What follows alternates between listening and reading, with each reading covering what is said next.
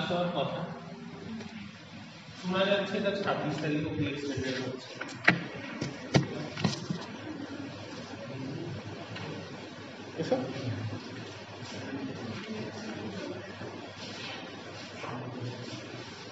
এখন তোমাদের সিলেবাসে প্রাচীন ভারতের যে অংশটা আছে সেটা হয়ে গেছে, আর্লি মিডিয়েভেল ইন্ডিয়ার অংশটা হয়ে গেছে, মিডিয়েভেল পিরিয়ডে নির্গুণ ভক্তির অংশটা হয়ে গেছে, সগুণ ভক্তি আমি আজকে শুরু করছি, আজকে আর পরের দিনের ক্লাস মিলিয়ে হয়ে যাবে, মানে এই সপ্তাহে হয়ে যাবে। 20 তারিখ অবধি যদি ক্লাস হতো তাহলে এই অবধি পড়াবো ঠিক করছিলাম, বাকি রইল সুফিজম। 26 তারিখ অবধি ক্লাস হলে ওটা হয়ে যাবে, ঠিক আছে। আর ভক্তিতে মেয়েদের পজিশন এই একটা টপিক আমি শেষ হয়ে গেলে এটার একটা ওভারভিউ দিয়ে দেবো, এটার উপর বড় কোয়েশ্চেন আসবে না, কিন্তু আমি একটা ছোট করে আলোচনা করে দেবো, কারণ প্রত্যেকটা মতবাদ যখন আলোচনা করছি তার মধ্যে মেয়েদের কথাও আসছে, সেই জন্য এটা যদি 5-এর কোয়েশ্চেন আসে বা কিছু আসে সেটা কিভাবে লিখবে সেইটা আমি একটু ডিসকাস করে দেবো। তাহলে তোমাদের পুরো সিলেবাসই পরীক্ষায় থাকছে। বৈষ্ণবিজম এবং চৈতন্য উত্থান এই জিনিসগুলো দেখো না। তো এইবার সেই জিনিসটাতে আসার আগে এটা আমি শুক্রবার চৈতন্যকে নিয়ে এবং চৈতন্য পরবর্তী গৌড়ীয় বৈষ্ণব আন্দোলন নিয়ে আলোচনা করব। আজকে তার আগের ব্যাকগ্রাউন্ডটা আলোচনা করছি যে সগুণ ভক্তি আন্দোলন মধ্যযুগে কিভাবে চলছে এবং তার মধ্যে কিভাবে চৈতন্যের এমার্জেন্সটাকে কি করে প্লেস করা যায়, সেই ব্যাকগ্রাউন্ডটা।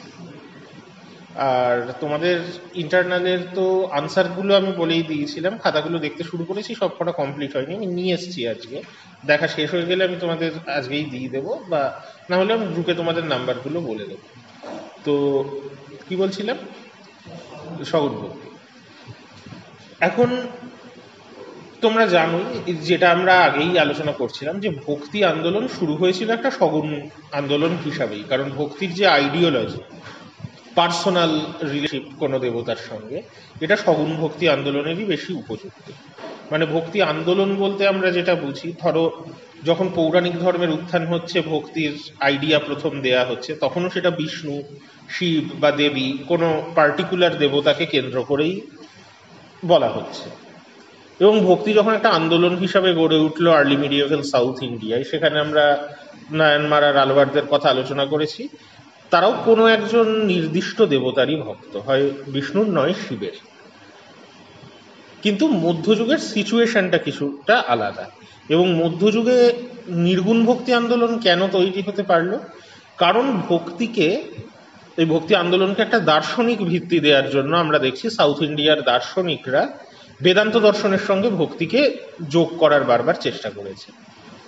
এবার বেদান্ত দর্শনে যেহেতু একেশ্বরবাদী দর্শন, একজনই ঈশ্বরের কথা বলা হয়, যিনি অ্যাকচুয়ালি একজন নির্গুণ ঈশ্বর, ব্রহ্ম।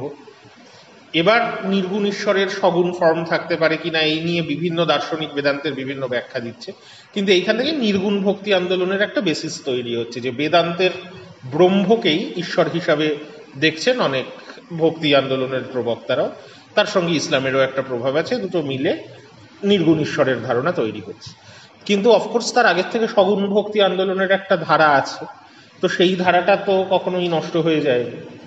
এবং যেমন বেদান্তের ব্যাখ্যা মানে নির্গুণ আন্দোলন যারা করছেন মূলত রামানুজের বিশিষ্টাদ্বৈতবাদী ব্যাখ্যা, বা কেউ কেউ শঙ্করের অদ্বৈতবাদী ব্যাখ্যার জায়গাতেও যাচ্ছে। কিন্তু অলরেডি ভক্তির আলোচনায় আমরা দেখেছি মাঝখানে মধ্বাচার্যের দ্বৈতবাদী ব্যাখ্যাও চলে এসছে, যে ব্যাখ্যায় মধ্বাচার্য বলছেন যে ঈশ্বর আর মানুষ এক নয়, এরা সম্পূর্ণ আলাদা।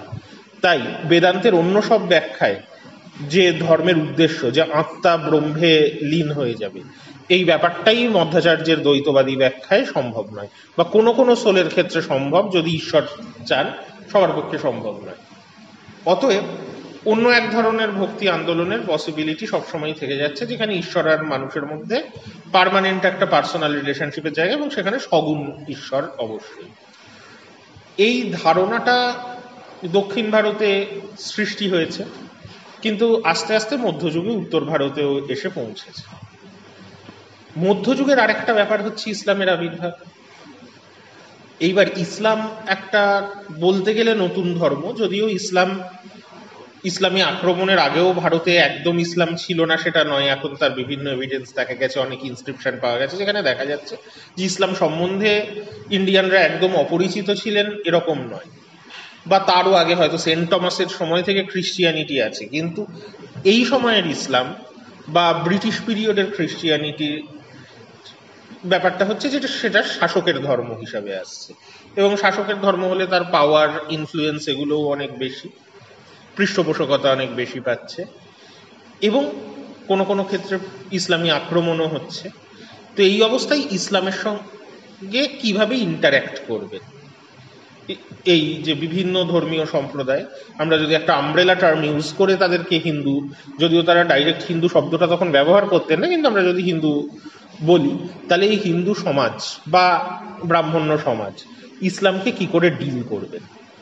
আমরা নির্গুণ ভক্তি আন্দোলনের আলোচনা করতে গিয়ে দেখেছি যে হিন্দু এবং মুসলিম ধর্মকে কাছাকাছি আনার একটা চেষ্টা হয়েছে, কিন্তু সেটাই যে একমাত্র পদ্ধতি সেটা নয়। যেমন বাইরে থেকে একটা ধর্ম এসছে, তারা কখনো আক্রমণ করছে, শাসকরা সেই ধর্মের অনুগামী, এই পরিস্থিতিতে যেমন অনেকে দুটো ধর্মকে কাছাকাছি আনার চেষ্টা করেছে, আরেক ধরনের রিয়াকশন দেখা দিয়েছে যে সমাজের একটা অংশের মধ্যে রক্ষণশীলতা বাড়তে শুরু করেছে, যারা মনে করছে যে অন্য ধর্মের ছোঁয়া থেকে হিন্দু ধর্মকে বাঁচাতে হবে, তাহলে হিন্দু ধর্মকে আরো স্ট্রিক্ট রক্ষণশীল অবস্থায় আনতে হবে। এই ধরনের মতবাদ যারা প্রচার করছেন তারা যে সবাই ভক্তি আন্দোলনের অনুগামী সেটা নয়। তো এটাও আমাদের মনে রাখতে হবে যে ভক্তি আন্দোলন খুব বড় একটা মুভমেন্ট মধ্যযুগের, তার মানে কিন্তু মধ্যযুগের হিন্দু ধর্ম মানে শুধু ভক্তি আন্দোলন সেটা নয়, ভক্তি ছাড়াও নানা রকম ধারা কিন্তু হিন্দু ধর্মের মধ্যে আছে, এবং যার মধ্যে রক্ষণশীল ধারাগুলোও আছে। এই রক্ষণশীল ধারার মধ্যে দুটো ধারা খুব ইম্পর্টেন্ট মধ্যযুগে। একটা হচ্ছে রক্ষণশীল মানে কি, যারা বলছেন একদম অক্ষরে অক্ষরে ধর্মশাস্ত্রের নিয়ম কানুন মেনে চলতে হবে। মধ্যযুগের আগে ধর্মশাস্ত্রগুলো ছিল কিন্তু প্রেসক্রিপটিভ টেক্সট, আমরা আলোচনা করেছি, সত্যি সত্যি সেগুলোর নিয়ম কতটা মানুষ মেনে চলতো সেটা নিয়ে সন্দেহের জায়গা আছে। কিন্তু এখন এক শ্রেণীর ব্রাহ্মণ জোর দিচ্ছেন যে ধর্মশাস্ত্রের নিয়ম অক্ষরে অক্ষরে মেনে একটা বিশুদ্ধ হিন্দু জীবনযাত্রা করতে হবে, এবং তার জন্য তারা ধর্মশাস্ত্রগুলোর ব্যাখ্যা করছেন, আরো কমেন্ট্রি লিখছেন। আদি মধ্যযুগ থেকেই এটা শুরু হচ্ছে, মধ্যযুগে আরো বেড়ে যাচ্ছে। তো এদেরকে বলা, এরা কিন্তু ভক্তি আন্দোলনের পার্ট নন, এদেরকে বলা হয় স্মার্ত ব্রাহ্মণ, কারণ ধর্মশাস্ত্রকে বলা হচ্ছে স্মৃতি, এরা চর্চা করছেন মূলত স্মৃতি শাস্ত্রগুলো নিয়ে, তাই এদেরকে বলা হচ্ছে স্মার্ত ব্রাহ্মণ। এইটা একটা ধারা রক্ষণশীল হিন্দু ধর্মের। আর একটা ধারা হচ্ছে দর্শনের দিক থেকে যদি আমরা দেখি, আমরা জানি যে আস্তিক দর্শন বলতে 6টা দর্শনকে বোঝায়, তার মধ্যে সাংখ্য, যোগ এবং বৈশেষিক দর্শনে ঈশ্বরের খুব একটা গুরুত্ব নেই, মূলত নিরীশ্বরবাদী দর্শন এগুলো। মীমাংসা দর্শনও যাগযজ্ঞ ইত্যাদি করতে পারে, কিন্তু মীমাংসা দর্শনও সরাসরি ঈশ্বরে বিশ্বাস করে না, এবং যাগযজ্ঞ যে করতে বলে মীমাংসা দর্শন বৈদিক যাগযজ্ঞের উপর জোর দেয়। এখন সমাজে বৈদিক যাগযজ্ঞ তো খুব একটা প্রচলিত ছিল না, তাই মীমাংসা দর্শনেরও খুব একটা গুরুত্ব থাকছে না। তাহলে দুটো ঈশ্বরবাদী দর্শন আছে 6টা দর্শনের মধ্যে, একটা হচ্ছে বেদান্ত আর একটা হচ্ছে ন্যায়। এর মধ্যে বেদান্ত দর্শনকে ভক্তি আন্দোলন অ্যাপ্রোপ্রিয়েট করার চেষ্টা করেছে বেশি, তাই রক্ষণশীল সমাজের একটা অংশ ন্যায় দর্শনের উপর অনেক বেশি গুরুত্ব দিয়েছে। এই সময় ন্যায় দর্শনের চর্চা মধ্যযুগে কিন্তু ব্যাপকভাবে চালু হয়েছে। ন্যায় দর্শন মূলত যুক্তিতর্কের ভিত্তিতে প্রতিষ্ঠিত একটা দর্শন, ডিবেটকে খুব গুরুত্ব দেয় এবং বলে যুক্তি এবং প্রমাণের ভিত্তিতে নিজের মতকে প্রতিষ্ঠা করতে হবে অন্য মতগুলোকে খণ্ডন করে। কিন্তু এই যুক্তি এবং প্রমাণ মানে কোনগুলো প্রমাণ, এইখানে ন্যায় দর্শন বেদকে একটা প্রমাণ বলে মনে করে, এবং বৈদিক এই স্মার্ত ব্রাহ্মণরা যেমন জাস্ট স্মৃতিশাস্ত্র মানতে বলে, ন্যায় দর্শনও একই কথা বলে, কারণ এরা বলে বেদ একটা প্রমাণ, বেদ অপৌরুষেয়, তাহলে বেদে যা বলা হয়েছে সেইটা মানতে হবে। অতএব যেহেতু বৈদিক সাহিত্যে বর্ণজাতি ব্যবস্থার কথা আছে, তাহলে বর্ণজাতি সমাজ মেনে চলতে হবে, বর্ণ ধর্ম মানতে হবে। এইভাবে ন্যায় দর্শনের একটা নতুন ব্যাখ্যা শুরু হচ্ছে, এবং সেই ব্যাখ্যা কিন্তু খুব রক্ষণশীল ব্যাখ্যা। তো দার্শনিকভাবে ন্যায় দর্শনের এই যে নতুন ব্যাখ্যা, একে বলা হয় নব্য ন্যায়। এই নব্য ন্যায় যারা চর্চা করেন এবং স্মার্ত ব্রাহ্মণ, এরা দুজনেই কিন্তু মধ্যযুগে খুব প্রমিনেন্ট ছিলেন এবং এরা ব্রাহ্মণ্য সমাজের একটা রক্ষণশীল অংশ। যে অঞ্চলগুলোয় এই জিনিসগুলোর চর্চা খুব বেড়েছিল তার মধ্যে বেঙ্গল একটা জায়গা, এবং বেঙ্গলে বিশেষ করে নদিয়া জেলা, নবদ্বীপ কিন্তু স্মৃতিশাস্ত্র চর্চা এবং নব্যন্যায় চর্চা দুটোরই গুরুত্বপূর্ণ কেন্দ্র ছিল মধ্যযুগে। তো এরপরে যেহেতু আমরা চৈতন্যের রাইজ এবং চৈতন্য আন্দোলনের গুরুত্ব আলোচনা করব, বেঙ্গলের এই কনটেক্সটটা মাথায় রাখা দরকার। বিশেষ করে মনে রাখা দরকার এই কারণে যে চৈতন্য নিজেও নদিয়া জেলার এবং নবদ্বীপেরই মানুষ। তো নবদ্বীপ কিন্তু এই সময়, অর্থাৎ চৈতন্যের যে সময় রাইজ করছে, তখন বেঙ্গলে সুলতানি শাসন প্রতিষ্ঠা হয়ে গেছে। ফলে অনেক ঐতিহাসিক ব্যাখ্যাই এইভাবে আসে যে ইসলামের প্রসারের সময় চৈতন্য কিভাবে হিন্দু ধর্মকে পুনরুজ্জীবিত করছেন সেটাও জরুরি, সেটাও একটা অ্যাঙ্গেল চৈতন্যের আন্দোলনে। কিন্তু এটা একমাত্র অ্যাঙ্গেল নয়। এটাও আমাদের খেয়াল রাখা দরকার যে চৈতন্য যে জায়গার মানুষ, সেই জায়গা কিন্তু কটায়? 1:30 তো? আচ্ছা, তাহলে চলে যাও। তো চৈতন্য যে সময়ের মানুষ এবং যে জায়গার মানুষ, সেই জায়গায় কিন্তু রক্ষণশীল হিন্দু ধর্ম, বিশেষ করে নব্যন্যায় এবং স্মৃতিশাস্ত্রের চর্চার একটা বড় জায়গা ছিল। কটা বাজে এখন? ঠিক আছে। তো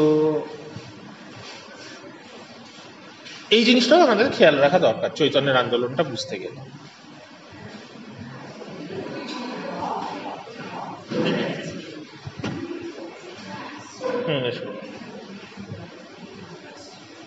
আর একটা জিনিস এই ব্যাকগ্রাউন্ডের মধ্যে, এটা বললাম যে নবদ্বীপের পার্টিকুলার কনটেক্সট, কিন্তু ওভারঅল যদি আমরা সগুণ ভক্তি আন্দোলন দেখি, তো এই সগুণ ভক্তি আন্দোলন দক্ষিণ ভারত থেকে আস্তে আস্তে উত্তরের দিকে এগোচ্ছে, এবং তার মধ্যে একটা সেন্টার ছিল, তোমাদের আগে বলেছি যে দক্ষিণ থেকে উত্তরে যাওয়ার মধ্যে দাক্ষিণাত্য হয়ে আসছে, যে মহারাষ্ট্র একটা ইম্পর্টেন্ট সেন্টার ছিল সগুণ ভক্তি আন্দোলন।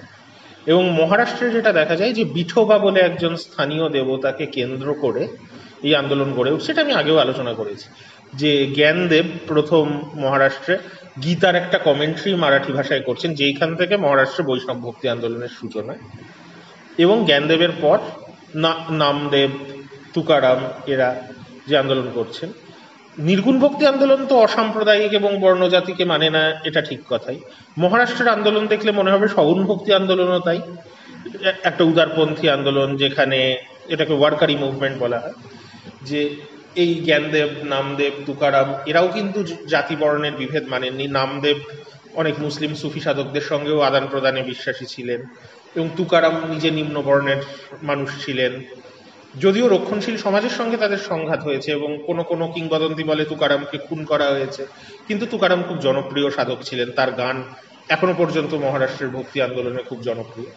তো এই দিক থেকে দেখতে গেলে তাহলে মনে হতে পারে যে সগুণ ভক্তি আন্দোলন ও নির্গুণ ভক্তি আন্দোলনের মতোই উদারপন্থী আন্দোলন, কিন্তু ব্যাপারটা অতটা সরল নয়। সগুণ ভক্তি আন্দোলনের মধ্যেও একাধিক ধারা ছিল। নির্গুণ ভক্তি আন্দোলন যেহেতু ঈশ্বরের কোনো কোয়ালিফিকেশনে বিশ্বাস করে না, নির্গুণ ভক্তি আন্দোলন স্বাভাবিকভাবেই অসাম্প্রদায়িক হবে এবং বর্ণজাতি পরিচয়ের ঊর্ধ্বে হবে। সগুণ ভক্তি আন্দোলন কিন্তু দুরকমই হতে পারে, যেহেতু পার্সোনাল গডের উপাসনা। পার্সোনাল গডের উপাসনা মানেই তার মধ্যে একটা সাম্প্রদায়িকতার সম্ভাবনা থেকে যায়, যে কার দেবতা বেশি গুরুত্বপূর্ণ, যেটা এককালে বৈষ্ণব শৈব শাক্তদের মধ্যে এই কনফ্লিক্ট হয়েছে, সেই জিনিসও কিন্তু কন্টিনিউড হয়েছে। এবং এই কনফ্লিক্টের ইতিহাস যেখানে আছে, সেখানে অন্য ধর্মের সঙ্গেও কনফ্লিক্ট হতে পারে। আমরা দেখেছি আদি মধ্যযুগে জৈন বৌদ্ধদের সঙ্গে শৈব বা বৈষ্ণবদের কনফ্লিক্ট হয়েছে। এমনকি বীরশৈবিজম, যেটা কাস্ট বা জেন্ডারের জায়গা থেকে খুব উদারপন্থী একটা মুভমেন্ট, তারাও কিন্তু জৈনদের সঙ্গে একটা প্রায় ভায়োলেন্ট কনফ্লিক্টের মধ্যে দিয়ে উঠে এসছে। একই রকমভাবে ইসলাম সম্বন্ধেও একটা প্রতিদ্বন্দ্বিতার দৃষ্টিভঙ্গিও থাকতে পারে। আবার সগুণ ভক্তি আন্দোলন অনেক সময়, যেমন এই জ্ঞানদেব, নামদেব, তুকারামের ক্ষেত্রে দেখা যাচ্ছে, একটা ব্রড বেসড উদারপন্থী মুভমেন্টও হতে পারে। এমনকি মহারাষ্ট্রের যে ওয়ারকারি মুভমেন্ট, তার মধ্যেও অনেকগুলো ধারা দেখা যায়। জ্ঞানদেব, নামদেব, তুকারাম এরা যেমন একটা ধারা, এটা মূলত কৃষ্ণ ভক্তির একটা ধারা। এই ওয়ারকারি মুভমেন্টের মধ্যেই রাম ভক্তির একটা ধারা ছিল, এবং তার অন্যতম প্রবক্তা ছিলেন রামদাস, যিনি কিন্তু ইসলামী আক্রমণ থেকে হিন্দু ধর্মকে বাঁচাতে হবে, এটা তার ভাবনা চিন্তার একটা অন্যতম দিক ছিল। কাস্টের ব্যাপারে রক্ষণশীলতা মানতেন না, কিন্তু সাম্প্রদায়িক ভেদাভেদে বিশ্বাস ছিল। রামদাস শিবাজির গুরু ছিলেন, যে কারণে আমরা রামদাসের কথা বিশেষভাবে জানি। তো সগুণ ভক্তির মধ্যেও একাধিক ধারা থাকতে পারে, রক্ষণশীল এবং উদারপন্থী। উত্তর ভারতে যখন সগুণ ভক্তি আন্দোলন এসে পৌঁছয়, তখন উত্তর ভারতেও এই একই জিনিস দেখা যায়। উদারপন্থী এবং রক্ষণশীল দু রকমের সগুণ ভক্তি আন্দোলনই দেখা যায়। আরেকটা জিনিস আমরা দেখতে পাই যে সগুণ ভক্তি আন্দোলনে বিভিন্ন পার্সোনাল গড আছে, তাদের উপাসনা আছে, কিন্তু কালক্রমে দেখা যায় ভক্তির কনটেক্সটে বৈষ্ণব ধর্মটাই প্রধান ধর্মের জায়গায় চলে আসে। এমন নয় যে শৈব বা শাক্ত ভক্তি ছিল না, যেমন কর্ণাটকে বীরশৈবিজম ছিল, মধ্যযুগেও প্রমিনেন্ট ছিল, বা বেঙ্গলে, আসামে কোনো কোনো জায়গায় শাক্ত ভক্তি কন্টিনিউড হয়েছে, কারণ দেবী উপাসনা এই জায়গাগুলোর একটা প্রধান জিনিস। কিন্তু ওভারঅল যদি আমরা অল ইন্ডিয়া ভক্তি মুভমেন্ট দেখি, সব জায়গাতেই আমরা দেখব যে ভক্তি আন্দোলন, সগুণ ভক্তি আন্দোলনে বৈষ্ণব ধর্মেরই একটা প্রধান ভূমিকা আছে। কিন্তু এই বৈষ্ণব ধর্ম আগের বৈষ্ণব ধর্মের থেকে অনেক বদলে যাচ্ছে। যেমন গুপ্ত যুগ বা ইমিডিয়েট গুপ্ত পরবর্তী যুগে বৈষ্ণব ধর্ম ছিল বিষ্ণুকে কেন্দ্র করে, অবতারদের কথা আসতো বিষ্ণুর ম্যানিফেস্টেশন হিসেবে, এবং তার মধ্যে আমরা গুপ্ত যুগে দেখেছি বরাহ, নৃসিংহ এই অবতারগুলো অনেক বেশি প্রমিনেন্ট। যখন আলোয়ারদের মুভমেন্ট হচ্ছে, তখন কৃষ্ণ, যেহেতু সঙ্গম সাহিত্যে মায়নের কথা ছিল, কৃষ্ণেরও একটা প্রমিনেন্স বাড়ছে, কিন্তু বিষ্ণু প্রধান। তার কারণও আমরা দেখেছি দার্শনিকভাবে রামানুজ যখন ব্যাখ্যা দিচ্ছেন, তখন কিন্তু কৃষ্ণের কথা সেভাবে বলছেন না, বিষ্ণুর কথাই অনেক বেশি জোর দিয়ে বলছেন। কিন্তু যখন উত্তর ভারতে ভক্তি আন্দোলন ছড়িয়ে পড়ছে, তখন প্লাস ইসলামের সঙ্গে কম্পিটিশনের একটা ব্যাপার আছে, তাহলে ভক্তি আন্দোলনকে জনপ্রিয় হতে হবে। এবং আফটারঅল সব থেকে জনপ্রিয় সাহিত্য হচ্ছে রামায়ণ মহাভারত, যেখানে রাম এবং কৃষ্ণ আছে। তো মধ্যযুগের যে সগুণ ভক্তি আন্দোলন, সেখানে বৈষ্ণব ভক্তি প্রধান, এবং এই বৈষ্ণব আন্দোলন সাধারণত রামপন্থী বা কৃষ্ণপন্থী, এই দুজন চরিত্রের গুরুত্ব অনেক বেড়ে যাচ্ছে। সরাসরি বিষ্ণুর ভক্ত কমই দেখা যাচ্ছে, বেশিরভাগ ক্ষেত্রেই রামের ভক্ত বা কৃষ্ণের ভক্ত, এটাই দেখা যাচ্ছে সগুণ আন্দোলনের ক্ষেত্রে। এবং তার মধ্যেও একাধিক ধারা আছে, কোনোটা রক্ষণশীল, কোনোটা তুলনামূলকভাবে উদারপন্থী। যেমন উত্তর ভারতে কৃষ্ণ ভক্তির সূত্র ধরেই দার্শনিকভাবে এই আন্দোলন আসে, যে তোমাদের নিম্বার্কর কথা বলেছি, যিনি দক্ষিণ ভারত থেকে উত্তর ভারতে চলে আসেন, এবং তিনি যেভাবে দ্বৈতাদ্বৈতবাদী ব্যাখ্যা দেন, যেটা অনেকটাই রামানুজকেই ফলো করে দেয়া ব্যাখ্যা, বিষ্ণুর বদলে কৃষ্ণকে সেন্টারে প্লেস করছে। এবং সেখানে কিন্তু কৃষ্ণের সঙ্গে রাধারও একটা ধারণা আছে, রাধার কথায় একটু বাদেই আসছে। তো আবার উত্তর ভারতে সগুণ ভক্তি আন্দোলনের সব থেকে প্রমিনেন্ট ফিগার মধ্যযুগে তুলসীদাস। তুলসীদাস ষোড়শ শতকে রামচরিতমানস রচনা করেন, এবং তুলসীদাস কিন্তু বৈষ্ণব ভক্ত, কিন্তু রাম ভক্ত সরাসরি, বিষ্ণুকে নয়। তুলসীদাস রামকে সর্বোচ্চ দেবতা বলে উল্লেখ করে, এবং রামচরিতমানসে সেইভাবেই তুলে ধরেছেন। তুলসীদাস কিন্তু একজন রক্ষণশীল মানুষ ছিলেন। বর্ণজাতির যে নিয়ম, জেন্ডার ডিসপ্যারিটির নিয়ম, হিন্দু মুসলিম বিভেদ, প্রত্যেকটারই পক্ষে তুলসীদাস অবস্থান নিয়েছেন। কিন্তু কিভাবে নিয়েছেন? শার্ত ব্রাহ্মণদের মতো বা নৈয়ায়িক ব্রাহ্মণদের মতো করে নয়। তুলসীদাস কিন্তু অবধি ভাষায় লিখেছেন, সংস্কৃতে নয়। সহজ সরল অবধি ভাষায় লোকে বুঝতে পারবে এই রকম ভাবে তুলসীদাস তার বক্তব্য পৌঁছে দিয়েছেন। এবং যদিও উনি রক্ষণশীল সমাজকে মেনে চলার কথা বলছেন, কিন্তু তার মধ্যে উনি ভক্তির আদর্শের কথা বলছেন, বলছেন রামের ভক্ত হলে সবাই মুক্তি পেতে পারে, কিন্তু সমাজের নিয়মকানুন মেনে চলতে হবে।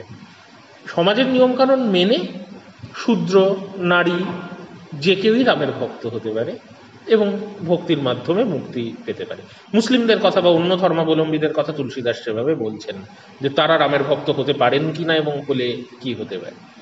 তো এই জায়গায় আমরা দেখতে পাচ্ছি তাহলে যে সগুণ ভক্তি একটা রক্ষণশীল ফর্ম অনেক ক্ষেত্রেই নিচ্ছে, কিন্তু বেঙ্গলের বৈষ্ণবিজম তার থেকে অনেকটাই আলাদা। বিশেষ করে চৈতন্য যে ধর্ম প্রচার করেছেন, চৈতন্য কিন্তু একটা উদার অবস্থান অপেক্ষাকৃতভাবে নিচ্ছেন সগুণ ভক্তি আন্দোলনের মধ্যে। কিন্তু চৈতন্যেরও ভক্তি যেমন, যদিও বৈষ্ণব শব্দটা ব্যবহার হচ্ছে, কিন্তু চৈতন্য বিষ্ণু ভক্তির কথা বলছে না, চৈতন্য কৃষ্ণ ভক্তির কথা বলছে।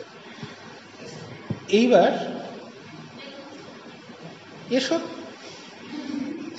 তো এই জায়গাটাতেই আমি শেষ করব আজকের ক্লাসটা, যে চৈতন্য বাংলায় যে বৈষ্ণব ভক্তি আন্দোলন গড়ে তুলছেন, তার মানে এটা নয় যে বাংলায় বৈষ্ণব ধর্মের প্রতিষ্ঠাতা চৈতন্য। চৈতন্যের আগের থেকে কিন্তু বাংলায় ভক্তি আন্দোলন এবং বৈষ্ণব ভক্তি আন্দোলন পৌঁছে গেছে। চৈতন্যের ব্যাকগ্রাউন্ড বুঝলে সেটাও বুঝতে হবে। চৈতন্যের ব্যাকগ্রাউন্ডে কতকগুলো জিনিস বোঝা দরকার।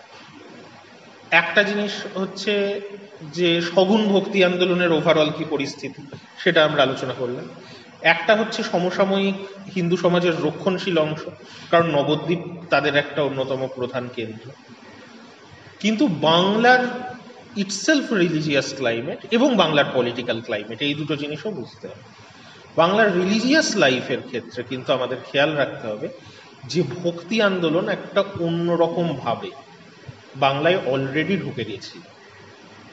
ঢুকে গেছিল বলেই বাংলার থেকে যাওয়া ভক্তি কনসেপ্টটি সম্ভবত নিম্বার্ক ব্যবহার করেছেন মথুরা বৃন্দাবন অঞ্চলে। তাহলে বাংলায় কি হচ্ছিল, যে আমরা জানি বাংলায় দেবী উপাসনা বাংলার প্রধান রিলিজিয়াস ফর্ম দীর্ঘকাল ছিল, এখন মানে শাক্ত ধর্ম। কিন্তু আরেকটা জিনিস দেবী উপাসনার সঙ্গে জড়িত, ফার্টিলিটি কাল্টস, যার যখন তন্ত্রের রাইজ ঘটছে আর্লি মিডিয়েভেল পিরিয়ডে। তন্ত্র চিরকালই ছিল, কিন্তু আর্লি মিডিয়েভেল পিরিয়ডে তন্ত্র একটা প্রমিনেন্ট রিলিজিয়াস মুভমেন্ট হিসাবে উঠে আসছে।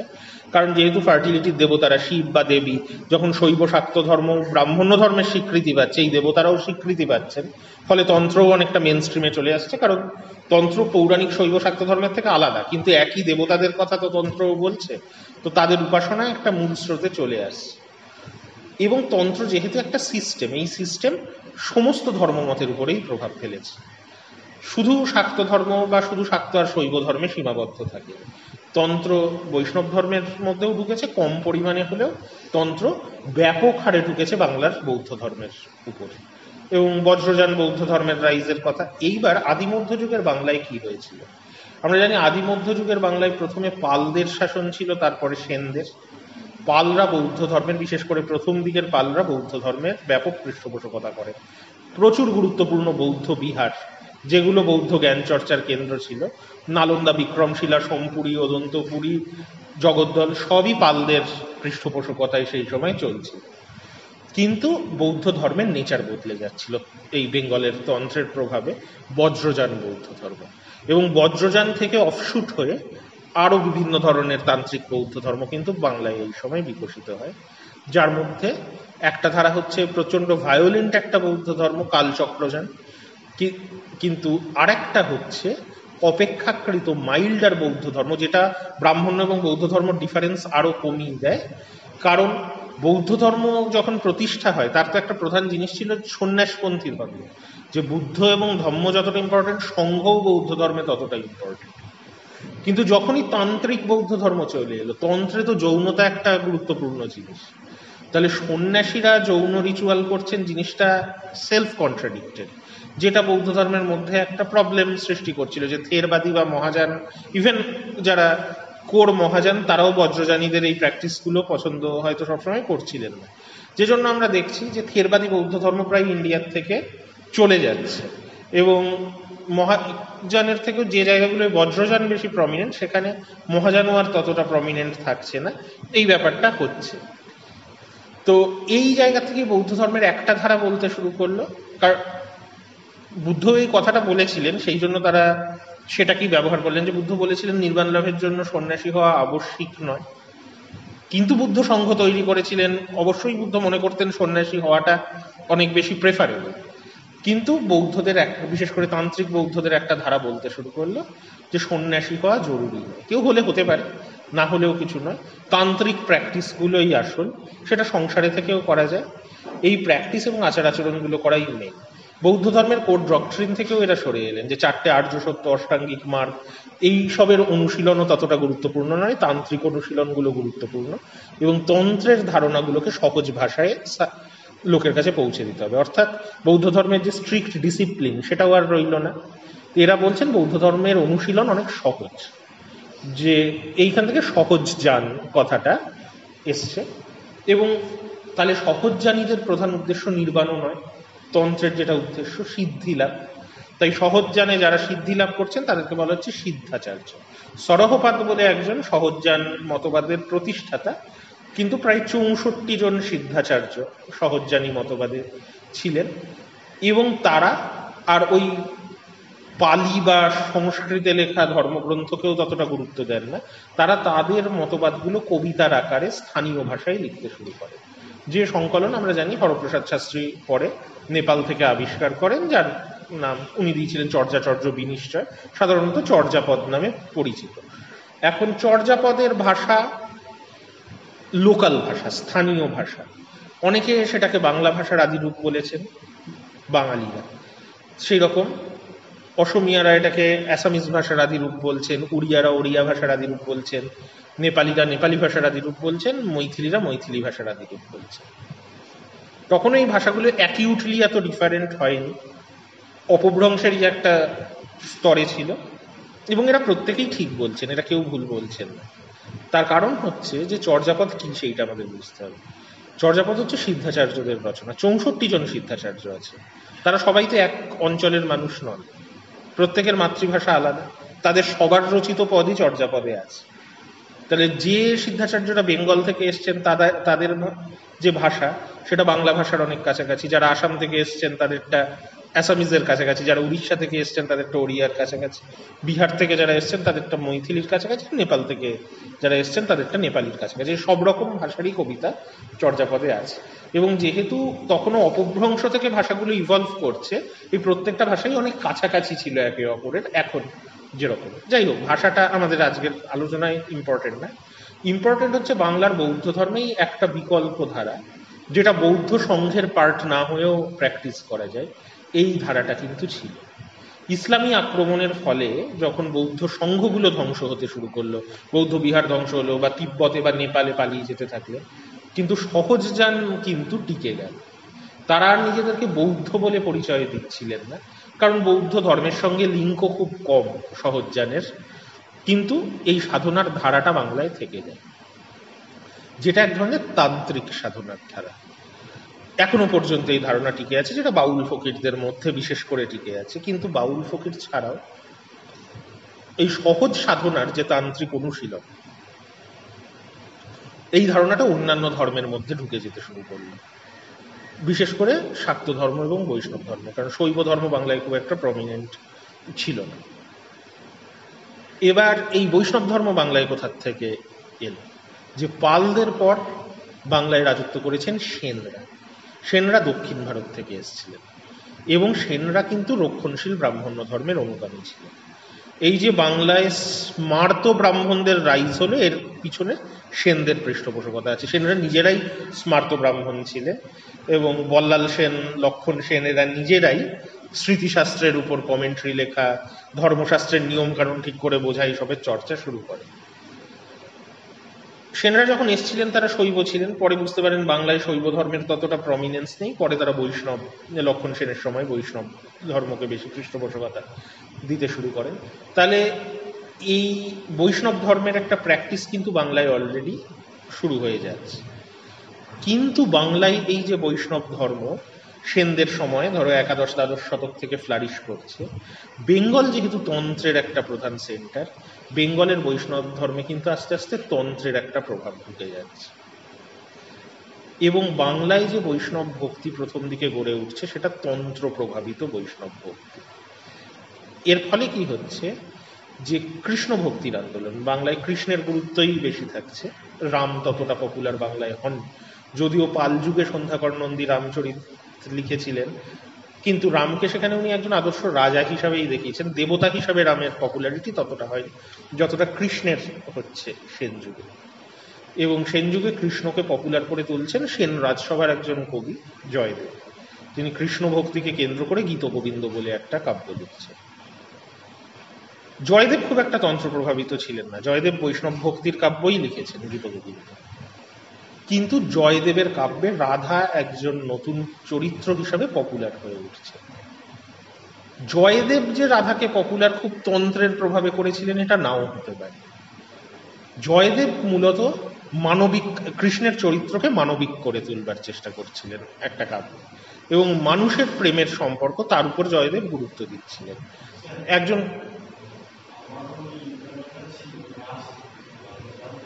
হ্যাঁ যাও, এমনিও আমার এটা আর 2-3 মিনিটে আমি ছেড়েই দেবো, কিন্তু ইন্টারনাল থাকলে চলে যাবে।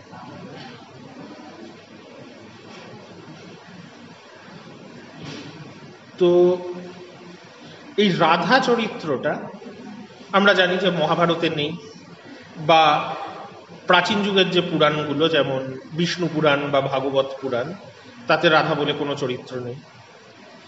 গাথা সপ্তশতী বলে যে প্রাচীন প্রাকৃত কাব্য সংকলন আছে, তার একটা কবিতায় রাধিকা নামটা আছে কৃষ্ণের প্রেমিকা হিসেবে, কিন্তু জাস্ট একটা কবিতার একটা লাইন, তার থেকে একটা চরিত্র গড়ে ওঠে না।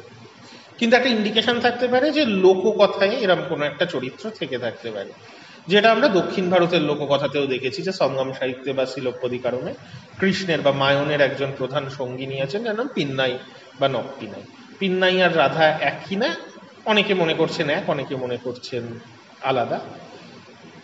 পিন্নাইকে ভক্তির একটা বড় অঙ্গ করে তুলেছিলেন অন্ডাল, যে অন্ডাল অনেক কবিতায় পিন্নাইয়ের সঙ্গে আইডেন্টিফাই করে কবিতা লিখেছে। যাই হোক, তো দক্ষিণ ভারত থেকেই যেহেতু সেনরা এসছিলেন, সেন রাজসভায় হয়তো তার একটা প্রভাব ছিল।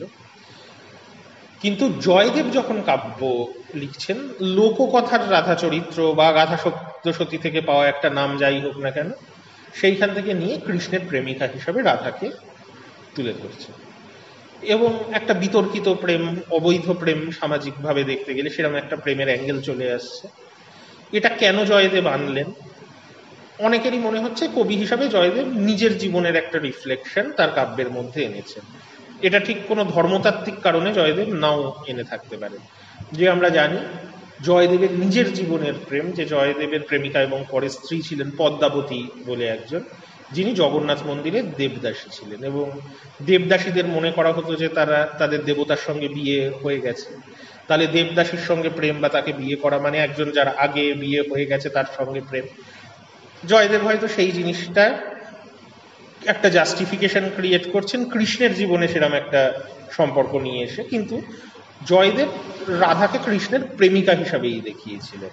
জয়দেবের গীতগোবিন্দে ভক্তির দিক থেকে দেখতে গেলে কিন্তু এটা রাধা ভক্তির কাব্য নয়, ভক্তি কৃষ্ণের প্রতিই হচ্ছে, বা প্রধান দেবতা কৃষ্ণ এবং তিনি বিষ্ণুর অবতার। যে জয়দেব শুরু করছেন গীতগোবিন্দ দশাবতার স্তোত্র দিয়ে, যে বিষ্ণুর 10টা অবতারের প্রেজ করে দেখাচ্ছেন যে দশাবতারের মধ্যে কৃষ্ণকে জয়দেব রাখেননি, কৃষ্ণ তারও ঊর্ধ্বে, কৃষ্ণ স্বয়ং বিষ্ণু, এবং কৃষ্ণের একটা লীলা হিসাবে রাধা কৃষ্ণের প্রেমকে জয়দেব উপস্থাপন করছেন। কিন্তু এই যে জয়দেবের কাব্যের মাধ্যমেই কৃষ্ণ ভক্তি বাংলায় পপুলারাইজড হল, মধ্যযুগের বাংলা কবিরা যারা বাংলাতেই কাব্য লিখেছেন এবং যে ভক্তি আন্দোলনে যেটা হয় স্থানীয় ভাষায় লেখা হয়, তারা কিন্তু রাধা চরিত্রকে অত্যন্ত গুরুত্বপূর্ণ হিসাবে ধরলেন। তার পাশাপাশি মধ্যযুগের বাংলায় একটা মহাপুরাণ রচিত হয়, ব্রহ্মবৈবর্ত পুরাণ। ব্রহ্মবৈবর্ত পুরাণ হয়তো ব্রহ্মার পুরাণ হিসাবে আগে ছিল, কিন্তু আমরা জানি ব্রহ্মার পুরাণগুলোর বৈষ্ণবাইজেশন হয়েছে, নতুন করে লিখিত হয়েছে। তো এখন যে ব্রহ্মবৈবর্ত পুরাণ আমরা পাই, এটা বেঙ্গলে রচিত এবং মধ্যযুগে রচিত। এই ব্রহ্মবৈবর্ত পুরাণে আমরা দেখছি কৃষ্ণকে আর বিষ্ণুর অবতার হিসাবে দেখা হচ্ছে না, যদিও বৈষ্ণব পুরাণে বলা হচ্ছে বিষ্ণুই বরং বিষ্ণুকে কৃষ্ণ সৃষ্টি করেছেন, এবং বিষ্ণু লোক বৈকুণ্ঠের ঊর্ধ্বে হচ্ছে কৃষ্ণের লোক গোলোক, যেখানে কৃষ্ণ বিরাজ করেন। এবং এই ব্রহ্মবৈবর্ত পুরাণ বৈষ্ণব পুরাণ, কিন্তু শাক্ত প্রভাবিত বা বৈষ্ণব তন্ত্র প্রভাবিত পুরাণ। যে কৃষ্ণের তন্ত্রের যে মেল ফিমেল প্রিন্সিপালের ব্যাপার, কৃষ্ণ যে গোলকে থাকেন সেখানে কৃষ্ণের শক্তি বা সঙ্গিনী হিসাবে রাধা থাকেন, এবং তিনিই কৃষ্ণের মূল শক্তি। তাই রাধার স্থান বলতে গেলে কৃষ্ণেরও ঊর্ধ্বে, গোলক পরিচালনা করেন রাধা, এবং মর্তে যে রাধা কৃষ্ণ জন্মেছেন তারা ওই গোলকের রাধা কৃষ্ণের অবতার। ব্রহ্মবৈবর্ত পুরাণে বলা হচ্ছে যে রাধা কৃষ্ণের প্রেম কোনো অবৈধ প্রেম নয়, এরা হচ্ছেন পার্মানেন্ট পার্টনার। মর্তে তাদের জন্মটা একটা লীলা, কারণ গোলকে একটা গল্প আছে যে তারা দুজন দুজনকে অভিশাপ দিচ্ছেন, তাই তারা মর্তে জন্মাচ্ছেন।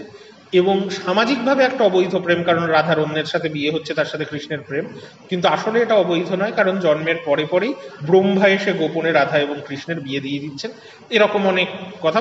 কিন্তু যেটা হচ্ছে যে জয়দেবের ক্ষেত্রে যেটা ছিল একটা কাব্য, যখন একটা মেনস্ট্রিম পুরাণ রাধাকে একজন দেবী হিসাবে নিয়ে চলে আসছে, তখন রাধার জাস্ট কাব্যের চরিত্র থাকছেন না, ধর্মের এবং তান্ত্রিক ধর্মের একজন প্রধান দেবী হয়ে যাচ্ছেন বেঙ্গলের।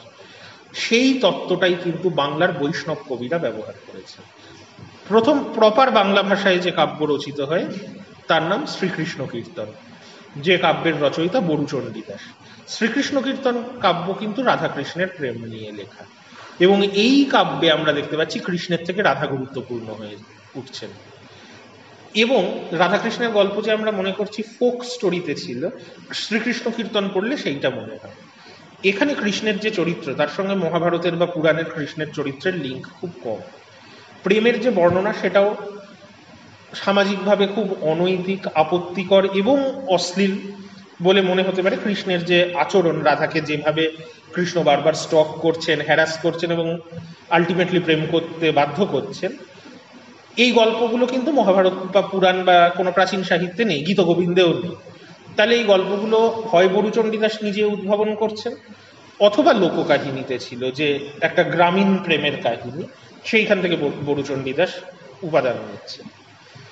তো শ্রীকৃষ্ণ কীর্তন থেকে বাংলার বৈষ্ণব ধর্মের একটা আলাদা ধারা আমরা দেখতে পাই, যেটাকে বলা হয় বৈষ্ণব পদাবলী। এবং বৈষ্ণব পদাবলী সাহিত্যের প্রধান চরিত্র কিন্তু রাধা, কৃষ্ণ নয়। যে রাধাকে কৃষ্ণ কিভাবে প্রেম করতে বাধ্য করছেন এটা একটা দিক, এবং তারপরে একটা বড় অংশ হচ্ছে তারপর রাধাকে ছেড়ে কৃষ্ণ চলে যাচ্ছে, এবং রাধার বিরহ। রাধার বিরহই ভক্তির একটা আলটিমেট এক্সপ্রেশন হিসাবে উঠে আসছে। যে কারণ সেটার একটা অবশ্যই দার্শনিক ব্যাপার আছে, যে মানুষ ঈশ্বরের সঙ্গে মিলিত হতে চাইছে কিন্তু পারছে না, তাহলে বিরহ অনেক বেশি এক্সপ্রেস করছে ভক্তির যে সিচুয়েশন অন্যান্য অনুভূতির থেকে, তাই রাধার বিরহ প্রাধান্য পেয়ে যাচ্ছে। এবং অন্য দুজন কবি, একজন বাংলা ভাষায় আর একজন মৈথিলি ভাষায় কবিতা লিখে ভক্তি, এই রাধা কেন্দ্রিক যে বৈষ্ণব ভক্তি তাকে জনপ্রিয় করে তুলছেন ইস্টার্ন ইন্ডিয়ায়। একজনের নাম চণ্ডীদাস, বরুচণ্ডীদাসের থেকে আলাদা, তাই বলা হয় পদাবলীর চণ্ডীদাস। আর একজনের নাম বিদ্যাপতি, মৈথিলি ভাষায় যিনি লিখছেন তার নাম বিদ্যাপতি। বিদ্যাপতি এবং চণ্ডীদাসের কবিতা যে রাধা কেন্দ্রিক, মজার কথা হচ্ছে এরা তো বৈষ্ণব ভক্তির কবিতা লিখছেন, বৈষ্ণব ভক্ত বলে মনে হতে পারে, কিন্তু ব্যক্তিগত জীবনে এরা দুজনেই শাক্ত ছিলেন, দেবী উপাসক ছিলেন। যে বিদ্যাপতি কিন্তু মৈথিলি বা ব্রজবুলি ভাষায় রাধাকৃষ্ণের প্রেমের কবিতা লেখার বাইরে সংস্কৃত ভাষাতেও অনেক সাহিত্য রচনা করেছেন, যার মধ্যে দুর্গা ভক্তি সম্পর্কিত সাহিত্য আছে, এবং বিদ্যাপতি নিজে দুর্গার উপাসক ছিলেন। এবং তার মানে বোঝা যাচ্ছে যে বৈষ্ণব ধর্মকে এরা তান্ত্রিক দৃষ্টিকোণ থেকে দেখছেন। এই জন্যই রাধাকে এরা প্রধান হিসাবে দেখছেন, কারণ রাধাকে দেবীর অংশ হিসাবে দেখছেন না। এখন আর এসে দরকার। তো এবার এইটা হচ্ছে বৈষ্ণব ভক্তির ব্যাপার বিদ্যাপতির ক্ষেত্রে। একই জিনিস চণ্ডীদাসের ক্ষেত্রে আমরা দেখছি, যে চণ্ডীদাস কিন্তু নিজে তান্ত্রিক উপাসনা করতেন। তার একজন তান্ত্রিক সাধন সঙ্গিনীও ছিলেন রামী বলে, আর রামীও কবিতা লিখতেন, এবং রামী একজন পেশায় ধোপা ছিলেন, যিনি চণ্ডীদাসের প্রেমিকা এবং সাধন সঙ্গিনী। প্লাস চণ্ডীদাস বলছেন তিনি বাসুলি বলে একজন দেবীর উপাসক ছিলেন, তার গ্রামের স্থানীয় কোনো দেবী, সম্ভবত চণ্ডীরই একটা রূপ। অর্থাৎ বাংলায় বৈষ্ণব পদাবলী যারা রচনা করছেন তারা কিন্তু ব্যক্তিগত জীবনে হয় শাক্ত নয় তান্ত্রিক। তাহলে বাংলায় বৈষ্ণব ভক্তি আন্দোলন অলরেডি ছিল, কিন্তু সেটা ছিল তন্ত্র প্রভাবিত বৈষ্ণব আন্দোলন, যেখানে রাধার প্রাধান্য ছিল। এই টোটাল ব্যাকগ্রাউন্ডটা আমরা যদি খেয়াল রাখি, পরের ক্লাসে যেখান থেকে শুরু করব, এইখান থেকে চৈতন্যদেবের রাইজ হচ্ছে। প্লাস চৈতন্য যে সময়ের মানুষ, যে পঞ্চদশ শতকের শেষ, ষোড়শ শতকের শুরু, ততদিনে বাংলায় ইসলামী শাসন প্রতিষ্ঠিত হয়ে গেছে।